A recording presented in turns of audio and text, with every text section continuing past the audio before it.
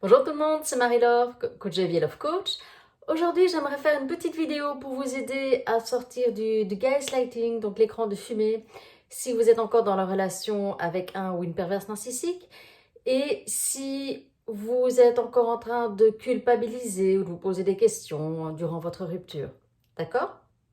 Alors, ici, je vais prendre un topo des reproches qu'on se prend le plus souvent face à un ou une perverse narcissique. Ici, je parle dans le cadre d'une relation amoureuse.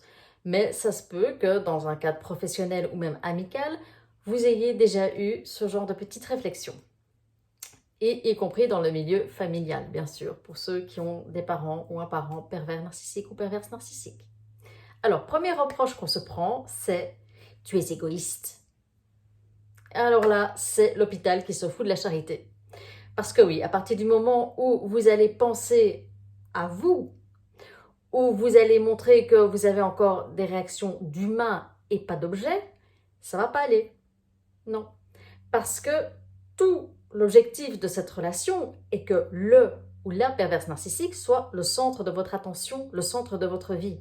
Donc à partir du moment où vous allez avoir envie de faire des choses pour vous, ça va très mal se passer. Ça va mal se passer parce que le ou la perverse narcissique dans l'histoire, alors elle va faire quoi? Et quoi? Elle doit être occupée? Enfin quoi? Qu'est-ce qu'elle va faire? Non, non. Votre objectif dans cette relation, c'est de s'occuper rien que de lui, rien que d'elle. Alors que je vous rappelle que dans un couple sain, il y a deux personnes qui mettent des moments ensemble pour créer et faire évoluer le couple. Mais chacun garde son identité en tant que personne. Il n'y a pas ce côté fusionnel. Et c'est ce que les pervers narcissiques veulent nous faire croire, que l'amour, c'est fusionnel. Surtout pour vous, parce que eux, on sait très bien ce qui se passe à côté. Autre reproche, c'est justement de garder vos loisirs, de garder vos centres d'intérêt. Si vous allez à la salle de sport ou si vous faites un sport, attention, scandale. Comment est-ce que vous osez faire ça alors qu'il ou elle travaille et est fatigué et est débordé? C'est tellement égoïste.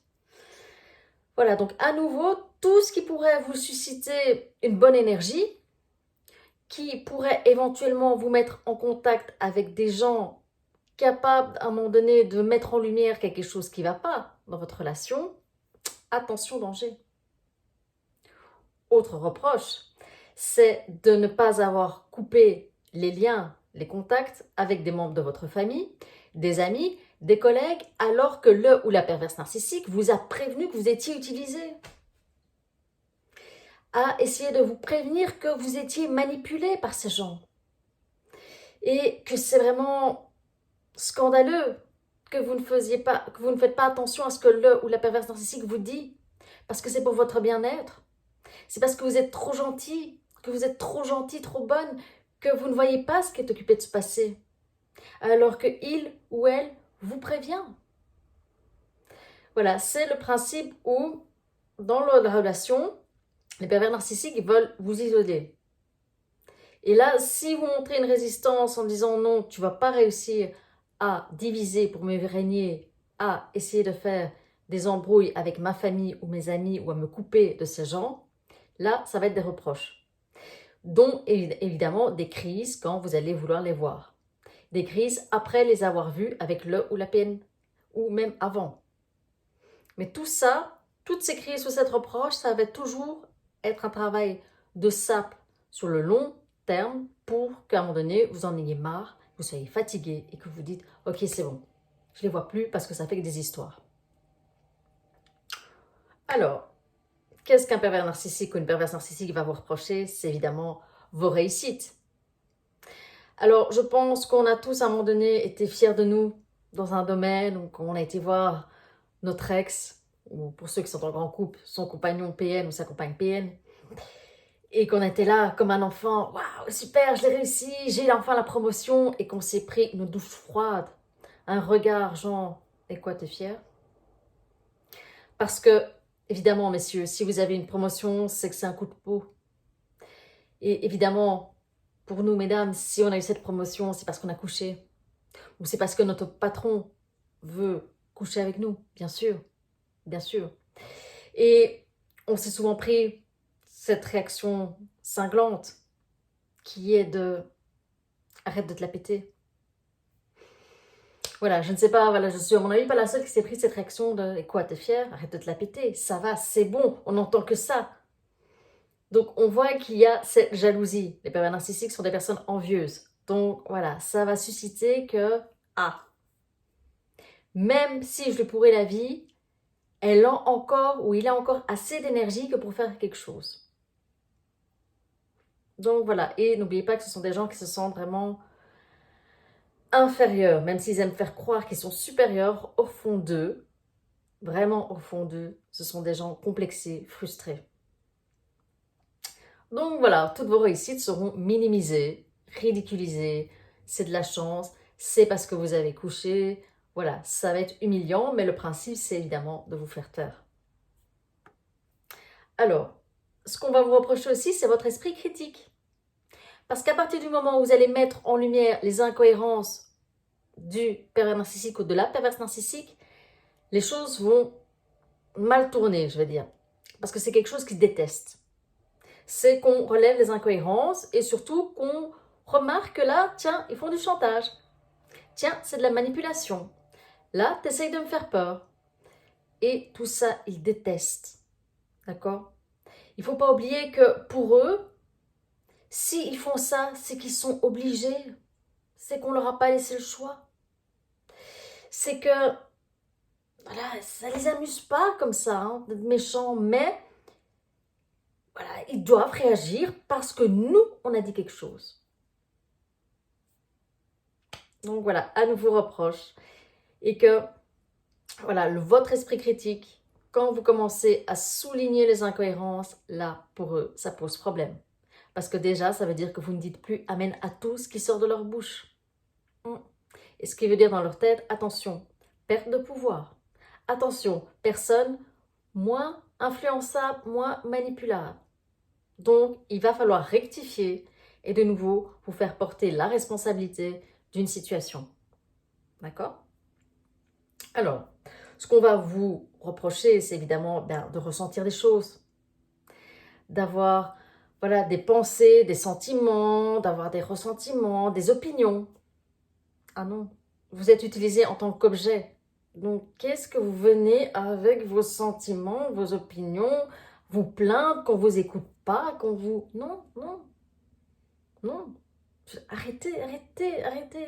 Le PN ou la PN, elle a mal à la tête. Je ne sais pas si vous avez déjà eu le coup aussi que, oh, subitement, migraine pendant la discussion. Migraine. Il faut se coucher, ça va pas bien. Autre reproche, c'est bien sûr le fait que vous n'êtes pas drôle. Non, vous n'êtes pas drôle.